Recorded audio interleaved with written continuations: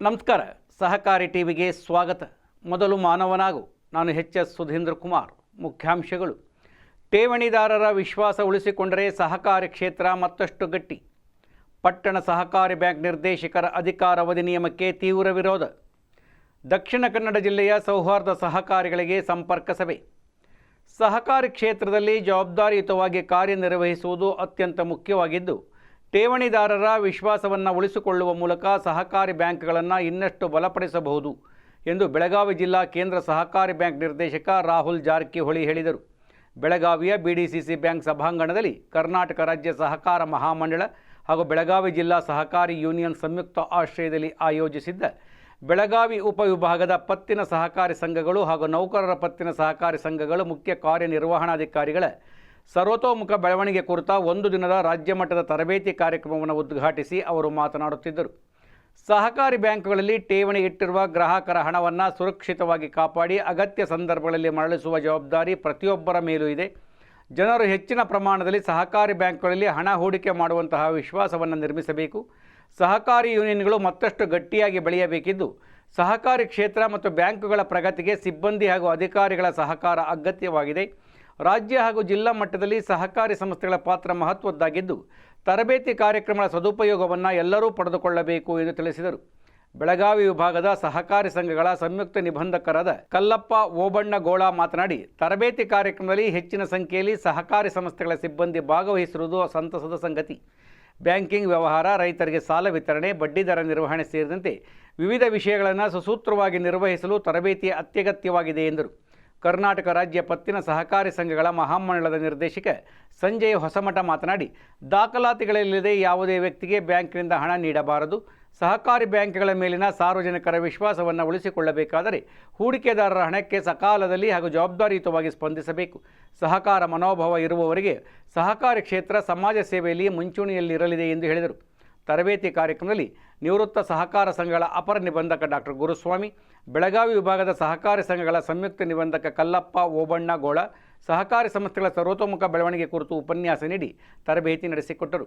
ಬೆಳಗಾವಿ ಜಿಲ್ಲಾ ಸಹಕಾರಿ ಯೂನಿಯನ್ ಅಧ್ಯಕ್ಷ ಬಸಗೌಡ ಪಾಟೀಲ್, ಜಿಲ್ಲಾ ಸಹಕಾರಿ ಸಂಘಗಳ ಉಪನಿಬಂಧಕ ರವೀಂದ್ರ ಪಾಟೀಲ, ನಿಂಗಪ್ಪ ಚಿಂಚಲಿ, ಜಿಲ್ಲಾ ಯೂನಿಯನ್ CEO ಹಾಲಪ್ಪ ಜಗ್ಗಿನವರ, ಕರ್ನಾಟಕ ರಾಜ್ಯ ಪತ್ತಿನ ಸಹಕಾರಿ ಸಂಘಗಳ ಮಹಾಮಂಡಳದ ನಿರ್ದೇಶಕ ಉಮೇಶ್ ಬಾಳಿ, Thammanna Kenchareddy, Vardhamana Boli, Jabiulla Khazi, DCC bank CEO NB Kalavanta, Basappa Gurupadappa Santi, Basavaraj Siddappa Sultanpuri, Shivappa Y Mardi ಉಪಸ್ಥಿತರಿದ್ದರು.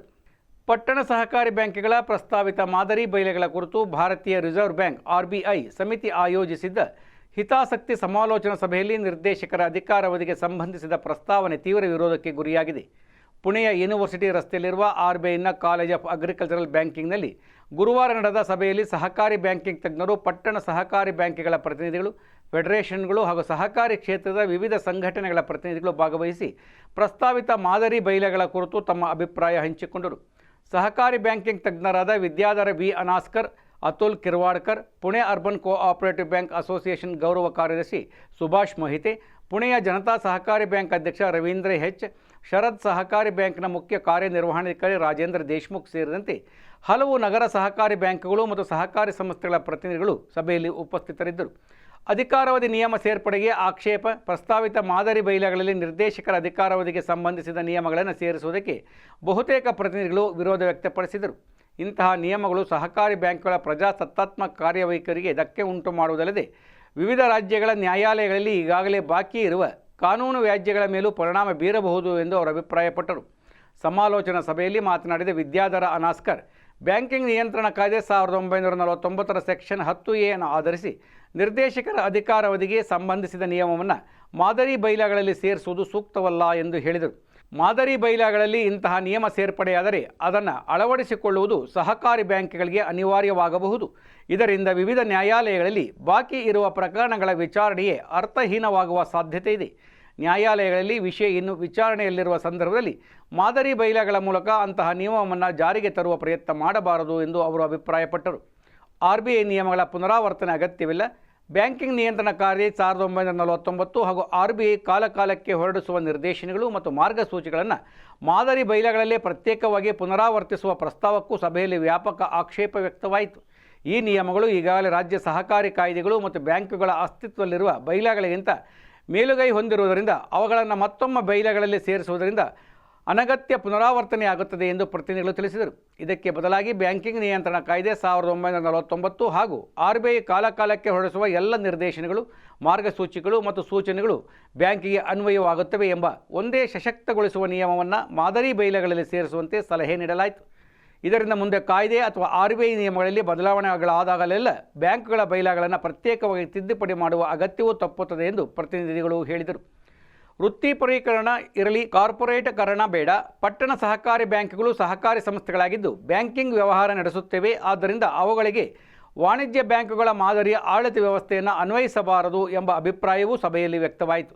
ಸಹಕಾರಿ ಬ್ಯಾಂಕುಗಳ ಆಡಳಿತವನ್ನು ಬಲಪಡಿಸುವ RBIನ ಪ್ರಯತ್ನವನ್ನು ಸ್ವಾಗತಿಸಿದ ಪ್ರತಿನಿಧಿಗಳು ಸುಧಾರಣೆಗಳ ಹೆಸರಿನಲ್ಲಿ ಸದಸ್ಯರ ಮಾಲೀಕತ್ವ, ಪ್ರಜಾಸತ್ತಾತ್ಮಕ ನಿಯಂತ್ರಣ ಹಾಗೂ ಚುನಾಯಿತ ಆಡಳಿತ ಮಂಡಳಿಗಳ ಸ್ವಾಯತ್ತತೆ ಧಕ್ಕೆಯಾಗಬಾರದು ಎಂದು ಒತ್ತಾಯಿಸಿದರು.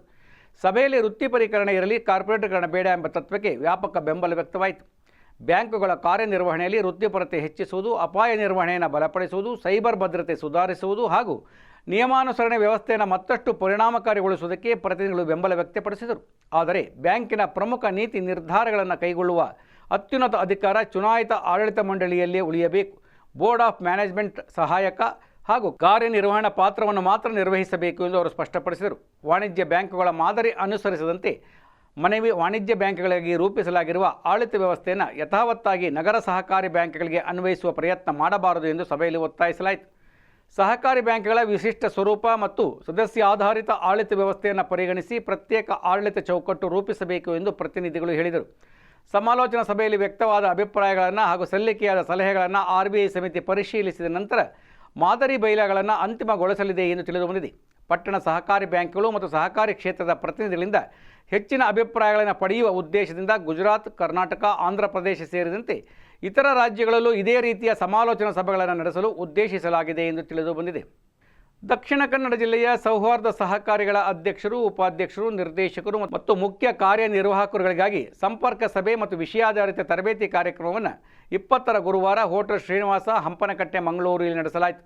ಸಂಪರ್ಕ ಸಭೆಯನ್ನು ಕರ್ನಾಟಕ ರಾಜ್ಯ ಸೌಹಾರ್ದ ಸಂಯುಕ್ತ ಸಹಕಾರಿ ಅಧ್ಯಕ್ಷ ಜಿ ನಂಜನಗೌಡ ಉದ್ಘಾಟಿಸಿದರು.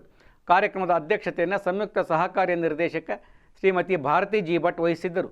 ವೇದಿಕೆಯಲ್ಲಿ ಮಹದೇವಸ್ವಾಮಿ, ವೃತ್ತಿಪರ ನಿರ್ದೇಶಕರು, ಸಂಯುಕ್ತ ಸಹಕಾರಿ SR ಸತೀಶ್ ಚಂದ್ರ, ಮಾಜಿ ಅಧ್ಯಕ್ಷರು, ಕರ್ನಾಟಕ ರಾಜ್ಯ ಸೌಹಾರ್ದ ಸಂಯುಕ್ತ ಸಹಕಾರಿ ಹಾಗೂ ಅಧ್ಯಕ್ಷರು ಶ್ರೀ ಸರಸ್ವತಿ ಕ್ರೆಡಿಟ್ ಸೌಹಾರ್ದ ಸಹಕಾರಿ, ದಕ್ಷಿಣ ಕನ್ನಡ ಜಿಲ್ಲಾ ಸೌಹಾರ್ದ ಸಹಕಾರಿ ಸಂಘಗಳ ಒಕ್ಕೂಟದ ಅಧ್ಯಕ್ಷರಾದ ಭಾಸ್ಕರ್ ದೇವಸ್ಯ, ಸಂಪನ್ಮೂಲ ವ್ಯಕ್ತಿಗಳಾದ ಜಗದೀಶ್ ರಾಮ್ ಇವರು ಉಪಸ್ಥಿತರಿದ್ದರು. ಪ್ರಾಂತೀಯ ಅಧಿಕಾರಿಗಳಾದ ಗುರುಪ್ರಸಾದ್ ಬಂಗೇರ ಪ್ರಾಸ್ತಾವಿಕ ನುಡಿಗಳನ್ನಾಡಿದರು. ಉದ್ಘಾಟನೆಯ ನಂತರ ಸಂಯುಕ್ತ ಸಹಕಾರಿಯ ಅಧ್ಯಕ್ಷ ಜಿ ನಂಜನಗೌಡ ಅವರು ಸಂಪರ್ಕ ಸಭೆಯನ್ನು ಉದ್ದೇಶಿಸಿ ಮಾತನಾಡಿದರು. ಸೌಹಾರ್ದ ಸಹಕಾರಿಗಳ ಪ್ರಶ್ನೆಗಳನ್ನು ಕೇಳಿದರು. ಸಂಯುಕ್ತ ಸಹಕಾರಿಯ ಅಧ್ಯಕ್ಷರು ಪ್ರಶ್ನೆಗಳಿಗೆ ಉತ್ತರಿಸಿದರು. ಕಾರ್ಯಕ್ರಮದ ಅಧ್ಯಕ್ಷತೆಯನ್ನು ವಹಿಸಿದ್ದ ಸಂಯುಕ್ತ ಸಹಕಾರಿಯ ನಿರ್ದೇಶಕ ಶ್ರೀಮತಿ ಭಾರತಿ ಜಿ ಭಟ್ ಅವರು ಅಧ್ಯಕ್ಷೀಯ ಭಾಷಣ ನಡೆಸಿಕೊಟ್ಟರು.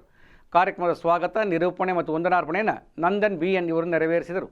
ಸಂಪರ್ಕ ಸಭೆಯ ಬೆಳಗಿನ ಅವಧಿಯಲ್ಲಿ ಸಹಕಾರಿ ಸಂಸ್ಥೆಗಳಲ್ಲಿ AI ತಂತ್ರಜ್ಞಾನದ ಬಳಕೆಗೆ ಇರುವ ಅವಕಾಶಗಳ ಕುರಿತು ಜಗದೀಶ್ ರಾಮ್, ಕಾರ್ಪೊರೇಟ್ ಟ್ರೈನರ್, ಮಂಗಳೂರು ಇವರು ತರಬೇತಿಯನ್ನು ನೀಡಿದರು. ಮಂಗಳೂರು ಜಿಲ್ಲೆಯ 104 ಸೌಹಾರ್ದ ಸಹಕಾರಿಗಳಿಂದ 210 ಜನರು ಭಾಗವಹಿಸಿದ್ದರು.